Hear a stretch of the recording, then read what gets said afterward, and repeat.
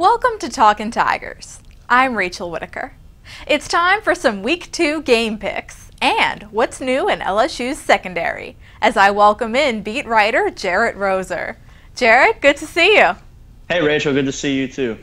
Well, first, Les Miles gave a long-winded answer on his radio show about Jalen Mills recovering from a fractured fibula, that he's way ahead of the curve, but at the same time, Ricky Jefferson showed some aggressiveness in the few plays they got in against McNeese. So LSU seems in good shape there, even for right now. Jerit, what do you think?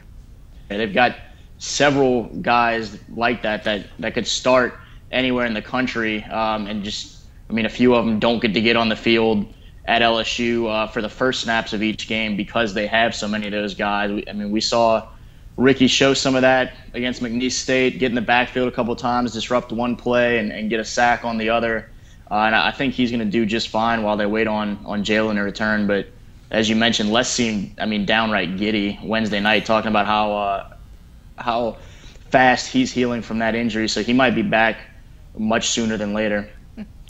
Sooner than later kind of sounds like Sean Payton talking about Jarvis Bird, but we'll hope that result is a little bit different for Jalen. We've heard that a lot. So.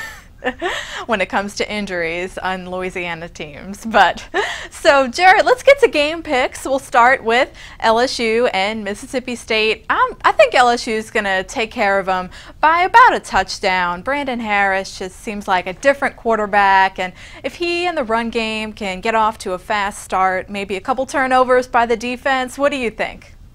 Yeah, I agree. I think Dak Prescott is a fantastic quarterback, and he's got some weapons around him that they can certainly be extremely interesting, at least for a while. I mean, I could see Mississippi State behind the home crowd and the senior quarterback taking a lead in the halftime maybe, but I think by the end of it, LSU is the better team overall.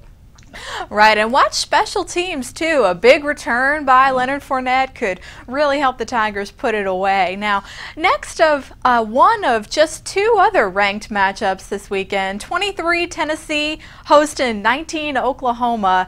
Tennessee, I think, is going to make it interesting, but I still like the Sooners. The Volunteers' defense was porous against Bowling Green. Jerit, your quick pick? Yeah, I don't trust Tennessee that much to live up to that ranking yet. So I'm kind of hesitant with them. I think Oklahoma may even be better than where they're at right now. So I'll say the Sooners as well, even on the road. And in the SEC, 10th ranked Georgia hosting Vanderbilt. Vanderbilt lost a heartbreaker to Western Kentucky, who LSU will face later this season. But I think they can't rebound yet against Nick Chubb and the Dogs. I say Georgia takes it handily. What do you think? Yeah, I mean, Georgia's got Nick Chubb as well as a few other guys that can really run the ball well. Vanderbilt, I think, was the only SEC team to lose at all last weekend. Georgia, one of the strongest teams in the SEC, so again, I'll take Georgia. And LSU will travel to Kentucky, South Carolina, and South Carolina will play Kentucky this weekend. An unranked matchup. I like South Carolina at home. Kentucky almost blew a 3-touchdown lead against ULL, and the Gamecocks defense, I think, will carry them again like Week 1. Yeah, I mean, Kentucky's another one of those SEC teams that I don't necessarily trust that much right now. They've been one of the less successful SEC teams. So them going to South Carolina gives me reason to, I guess, finally pick a home team in this segment. Right, and LSU will play at South Carolina on October 10th, by the way. Now, last up, College game day is going to be at Oregon-Michigan State, a marquee non-conference game. Your thoughts on that one?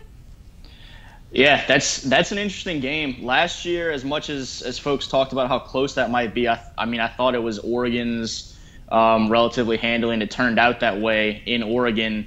But this year, without some of the guys that Oregon lost and it being at Michigan State, I think maybe I give Michigan State the edge at home.